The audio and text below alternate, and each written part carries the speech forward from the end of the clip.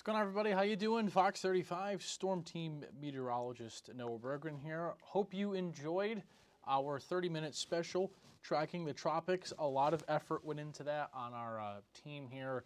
And before we get some people watching, I'm just going to go through some highlights of that and shout some people out. Wait till we get some people on here, then we'll take your questions. And the whole half hour is going to be very lighthearted and very open forum. So whatever questions you have, please put them in our YouTube page, on our Facebook page, and you can watch on Fox Local on your smart device. So, as you probably just saw, that was a pretty good special, if I do say so myself. A lot of people put time into that. Shout out to Joe, our outstanding editor.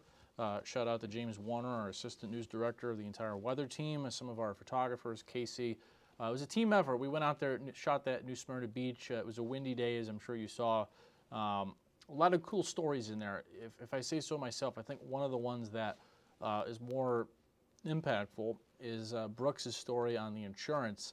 It's a big talker in Florida, especially with what's happened in recent years. And, you know, there is a real concern, not to be all, you know, uptight. I'm not trying to hype anything up or anything by saying the following. But there is a real concern that, you know, there could be a state emergency or a real crisis if a Andrew-level storm or an Ian-level storm hit on the East Coast and hit a place like Miami, or hit Fort Lauderdale, Palm Beach, or hit Miami, then came up to Orlando, because there's a lot of areas that have been not hit in a very long time that have been developed a lot since there's been a storm, and if a storm of that magnitude hit, the impact that would have to the state's insurance would be, amongst other things, would be astronomical. So that's certainly a big concern going forward. If you have any questions, comments, concerns, please put them in our Facebook page and our YouTube page. I see a few of you right now. I'm going to make sure I share this on my page so we get some more people on here watching. Let me share this on my page so I can say join us. Come join us. All right, so on YouTube, great question. Deanne has a question. Now that I'm streamer, Deanna, you can get our forecast there in our Fox 51 area. You could just stream us on Fox Local. If you have a smart TV, you just download the app and put it on your TV, and you can watch our newscasts and all of our great content any time of the day. But whatever provider you have, if you have subscribed to cable or anything up there, you can get Fox and you'll get us. Or you can just have rabbit ears and watch over the air. You can do that too. Kathleen, how big are the waves? So I've got a couple of graphics here. Let me put this into a double box and we'll take that here. So I hope you enjoyed our Tracking the Tropics special. It's going to be an active year, but Kathleen said, how big are the waves? Kathleen, I'm not sure quite what you mean.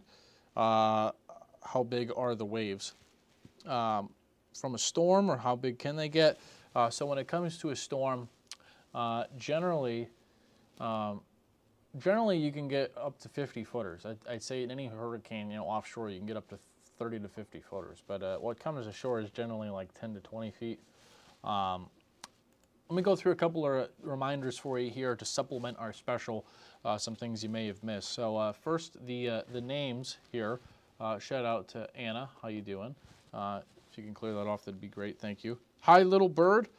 Deanna, we'll make sure to cover you. We will make sure. We got you. Don't worry. So here's the naming list for this year.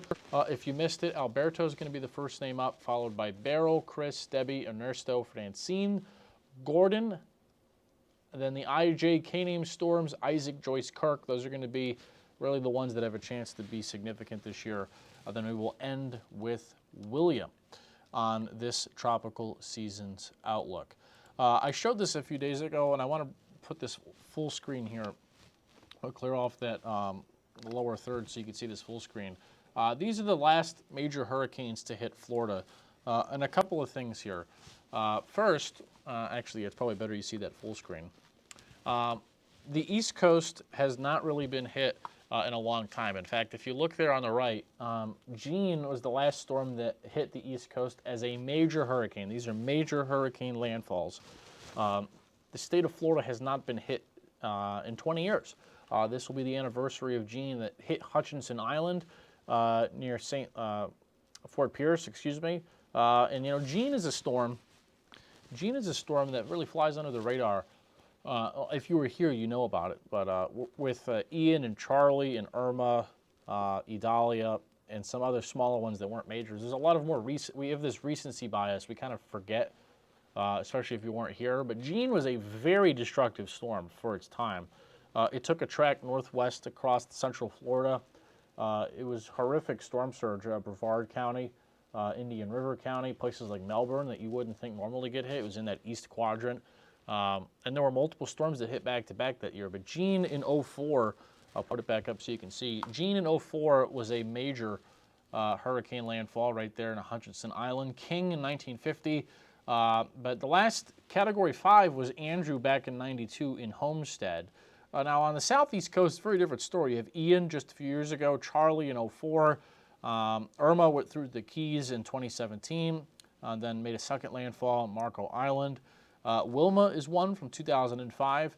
Then up into the Panhandle, you've got Michael, obviously, from 2018. Then Dennis in 2005 that was on the border of Alabama and Florida. So my takeaway from this graphic is, first of all, the East Coast is overdue. It's not a stretch or hyperbole to say the East Coast is very overdue. Now, historically, the East Coast gets hit less from these storms than the West Coast. But there's been many meteorologists and climatologists and people, hurricane experts, everybody has a different opinion, different research background, that have said for a while now that this pattern is going to flip, that at some point in the next 20 years, 30 years, the East Coast is going to get hit more than the West Coast. Whether that starts this year or not, I have no idea. But the point is, if you look on that graphic real quick, hi Ashley. Thank you, CR, appreciate you, my friend. Ashley, hi, what's your comment? Can you pull that back up? We have a trip to Fort Lauderdale in mid-August. Okay, Ashley, I'll touch on that in a second. Great question. We'll go through the outlook for this season, but I just want to put a bow tie on this graphic real quick for you. The East Coast has been spared by major hurricanes for many years. Dorian didn't make a landfall, it just skirted the coast. So the East Coast is overdue for a major hurricane hit. That's a fact. It's overdue also severely for just any hurricane hit, even Category 1, 2, especially from Palm Beach to Miami. There hasn't been anything there in a very long time. So if you're asking me what my concern is for this year, it's two things. One, it's the insurance in the state, which, God forbid, an Andrew level hits downtown Miami right now with the infrastructure and the buildings and the apartments. I mean, Brickell. There's places that have been built up that I'm sure if you know anything about Miami, you know this. It floods on a clear day. Just a high tide, with a sunny day, there's water in downtown. So a Category 5 hitting Miami today would be a very, very big deal. So Ashley, your question about the seasonal outlook, that's a great question. You had a cruise planned. Let me pull that back up. Fort Lauderdale in mid-August. So bear with me because we're going to be very lighthearted here. I'm going to pull up a graphic I think I've got that will show you that. Panhandle, thank you. So generally, give me a second to see if I can pull it up. Mid-August is generally a little early. See if I can find it here real quick. Let's see. Tropical. Ask me anything you want, please. We're on Facebook, we're on our YouTube page. Ask away. I am here to answer your questions. The home of straight to the fact, straight to the point weather is right here. Let's see. Tropical. I've got this somewhere in here. Search hurricanes.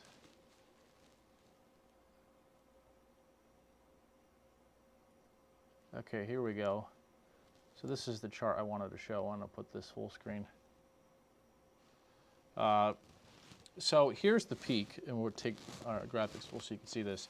So you said the Panhandle in mid-August. Well, the peak of hurricane season is the second week of September. You see the middle of that chart there?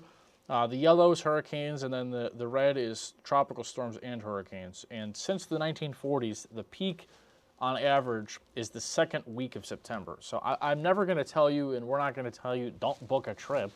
But if you're into stats, odds. I'm into sports and odds and lines, and if you like statistics and numbers, you'll get this. Statistically speaking, the time of the year that you're most likely to see a tropical system in the Caribbean, the Gulf, or Florida is the second week of September. That's when the math says it's most likely.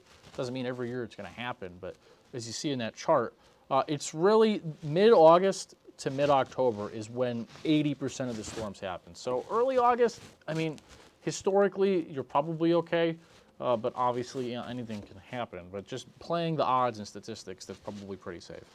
Let me look at some more of your comments here. Make sure I pull them up. Hi, Shante Caldwell. How you doing? Hi, Ashley. Hi, Nicole. Kim. Oh, Kim Boswell from Ocala. How you doing? So is hurricane season considered the rainy season in Florida? No, it is not. Great question, Kim. It actually coincides with it. So the rainy season does not have an official start date. Some years it starts as early as the first week of May. Some years it starts as late as the middle of June. But there's no light switch on or off in terms of when the rainy season starts. This year it's a very late start, but it's a misconception. A lot of people I've learned since being here have this notion that Mama Nature just flicks a light switch and then on one day, all of a sudden, okay, it rains every day of the week from there on out. It doesn't work like that. Even in the wettest of rainy seasons, it's a build. It rains for 3 days, and then it's off for 2 days, and then it rains for 4 days, and then after a week or two, okay, it rains every day. It doesn't just start on one random day. This year, all of that said, it has been a very late start, and we're here to talk about the tropics, but this is something that is relevant. I will show you quickly, because this will be important going into hurricane season, is we're in pretty bad drought. This just got updated today, and you can see we've actually got severe drought from Port Charlotte to Okeechobee. All of South Florida, for the most part, is in some level of drought. And now in Central Florida, up to Deltona and Clermont, and this yellow, is in the first stages of drought. So it's worth noting there is a significant lack of rain going into the hurricane season. You might remember we had all that rain in the winter. Remember the 500 got rained out. It rained before Christmas. I remember when I started, it was like, normally you're not active in the winter, Noah, and this winter was crazy. Remember we had all the rain? We had all the rain in winter, and then we pulled the plug in late spring, and now we haven't had any. So it'll be really interesting to see if we overcorrect the other way and get a couple of tropical storms early in the season and give a lot of rain. Certainly possible. Hi, Jennifer. I have family that lives in Orlando. Angie. Hi, Anna. And to shout out, by the way, real quick, Margie, where are you? Let me know where you are. Do you think Polk County will see a hurricane this year? Margie, I would say that chances of Polk County getting a system to come through are probably pretty high. Now, I can't speak to the intensity, but just statistically speaking, let me pull something up for you here. We're going to pull up the water anomalies because this will be a great visual to your question. So I want you to look at this chart. So this is the ocean anomalies right now across the Atlantic and the Caribbean and the Gulf. And the way that we could figure out the steering pattern for hurricanes is figuring out where the Atlantic high is going to be. So last year, that high was over here. Remember which way high pressure rotates. It goes clockwise. So the edge of that high was right here. So, okay, I know you're saying, okay, so what, Noah? Well, the high was here. So last year, the majority of storms felt that flow, and when they formed down here, they said, oh, I kind of feel this flow over here from that high, and they went yoink like that, which I have a graphic for you, and I'll show you. I've got all this made for you. It was a good worker bee. I've got all this ready for you. So here's the storms last year. And look at the tracks of them. We'll take this full so you can see. Look at all the storms last year. Most of them were out to sea, and only 3 hit the U.S. Harold, Idalia, and then Ophelia. You see those red lines there on the left.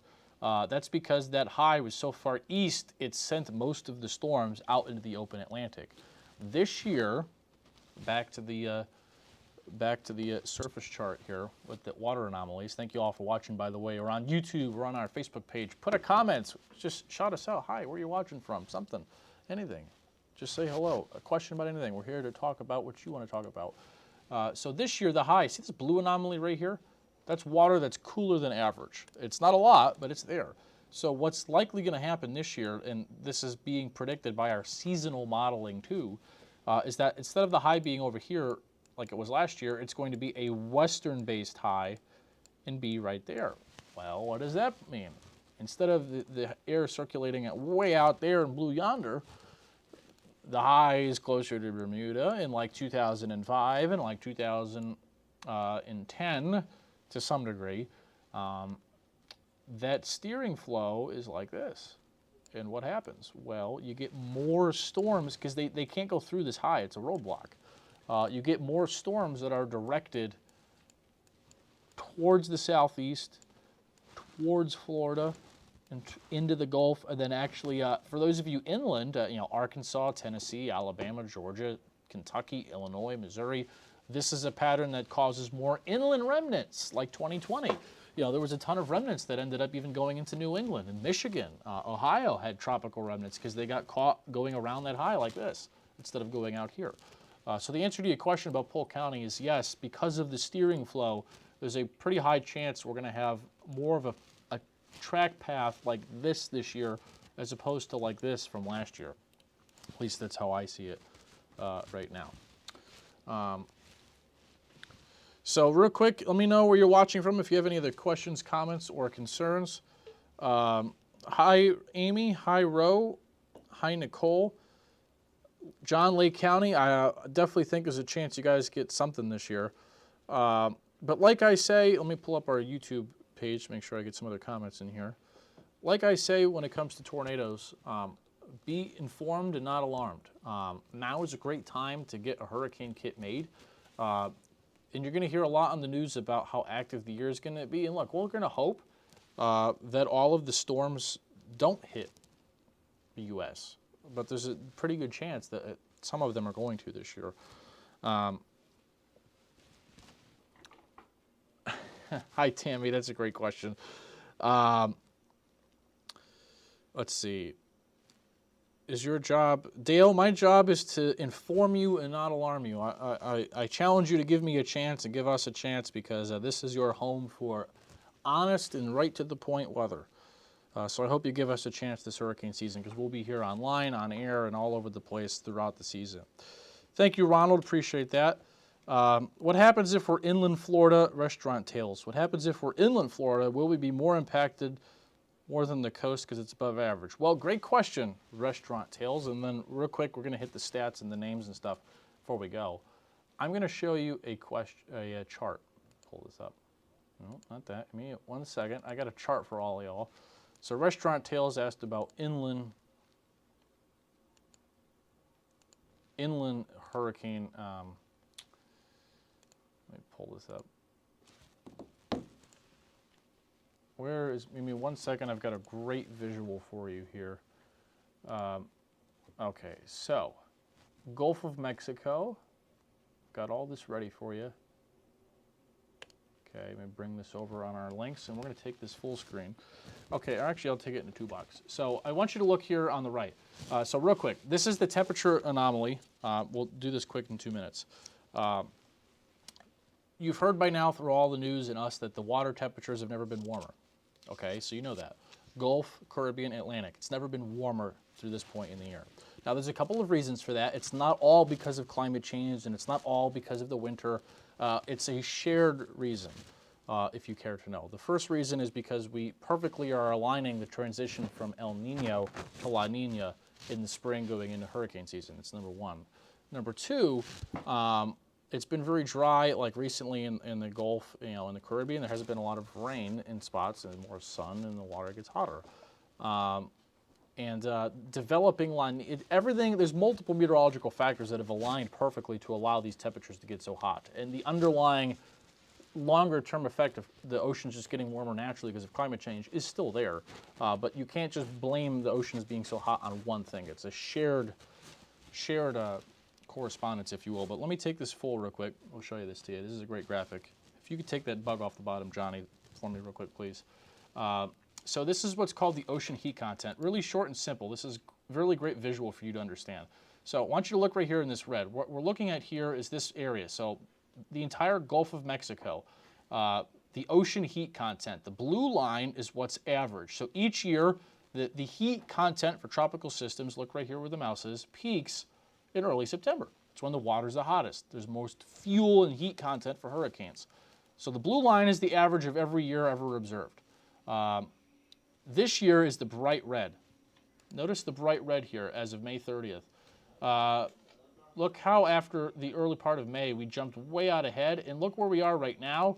We are light years ahead of the next record, which was actually last year. And if you move this over, this is what's the average heat. If you look over here, where we are now is the average heat content for basically early July. So regarding the inland question, because there's so much heat content in the Gulf, these will probably be very prolific rain producers this year, I would say, aside from the fact that the risk of them rapidly intensifying is higher because of how much heat content is in the ocean.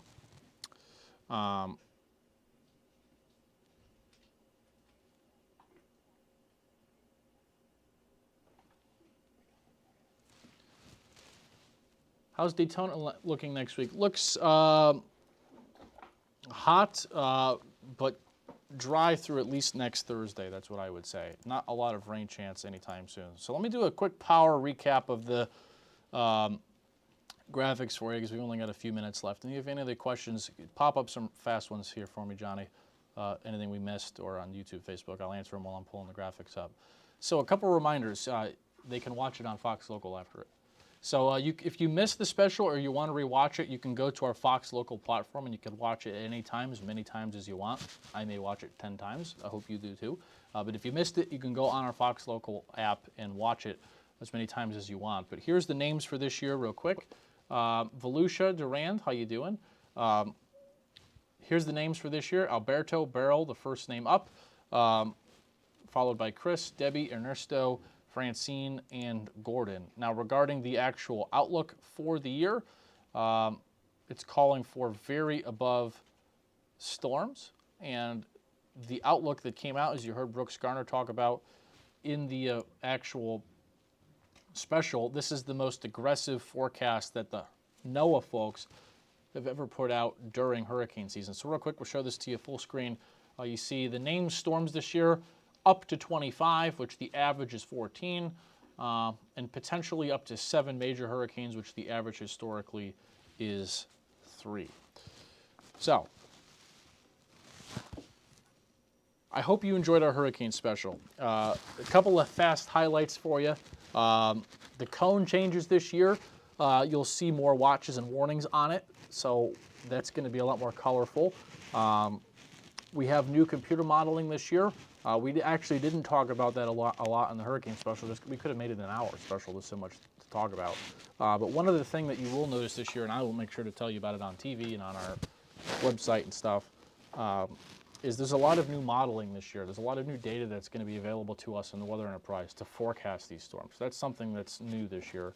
The cone is different this year. There's different ways that the Weather Service will be coordinating with the Hurricane Center, so the actual local offices will help issuing those hurricane watches, tropical storm watches earlier in advance, and it's all in hopes to make everything more streamlined to the end user, which is you. At what point should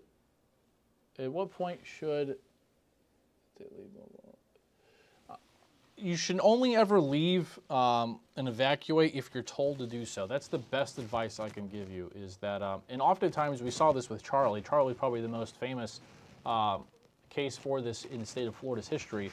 Everybody and their uncle left Tampa and came to Orlando, and then the storm came to Orlando.